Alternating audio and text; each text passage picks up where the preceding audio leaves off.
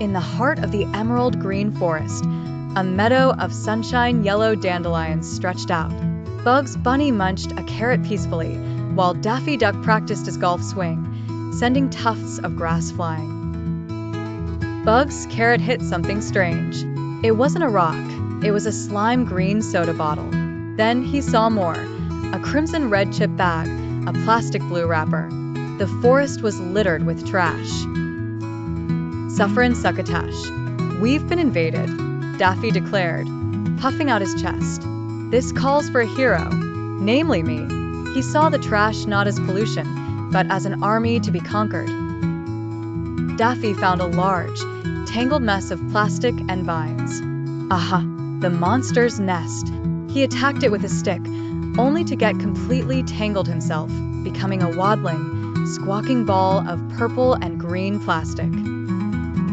Bugs, ever the calm thinker, simply observed. He noticed a line of ants struggling to move a yellow candy wrapper. The real problem isn't a monster document. It's a mess. Bugs had a plan. He built a makeshift raft from fallen logs and led Daffy, still partially tangled, down a sparkling crystal-clear stream. We're going on a treasure hunt, he said with a wink. The stream widened into a pond, but it was choked with a floating island of trash. Daffy's eyes widened. My arch-nemesis, the garbage golem. He prepared for battle, but Bugs just shook his head. Bugs let out a clever whistle. Soon the forest animals gathered. Squirrels with nimble paws, beavers with strong teeth, and birds with sharp beaks. They all looked at the mess, confused. Bugs became the conductor. All right, folks.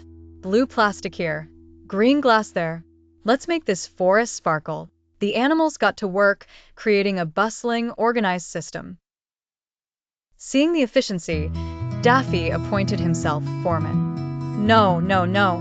That's not how you waddle with waste, he squawked, trying to direct a line of worms, who promptly ignored him. Daffy, trying to help, found a pile of rotten fruit. He jumped on it, intending to squash it, but slipped.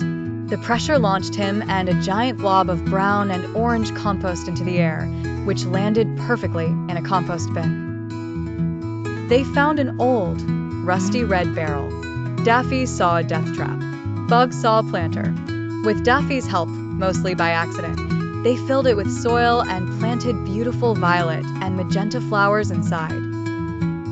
To power their cleanup, Bugs used a discarded shiny silver CD as a reflector to focus the sun's rays and melt a stubborn piece of plastic, amazing all the animals, and even a stunned Daffy. The work was done. The pond was clear, the meadow was clean, and the new flower barrel stood proudly. The animals chirped, chittered, and humped their thanks. The forest was more beautiful than ever. Exhausted but happy, Bugs and Daffy sat by the clean pond. A family of turtles offered them berries. Daffy, for once, was silent, admiring their work. You know, he mumbled, this hero business is surprisingly rewarding. As the lavender twilight settled, Bugs leaned back. The real treasure wasn't clean enough, Daff. It's keeping it clean. Daffy nodded, for once in agreement. They were now the official, albeit unlikely, guardians of their green home.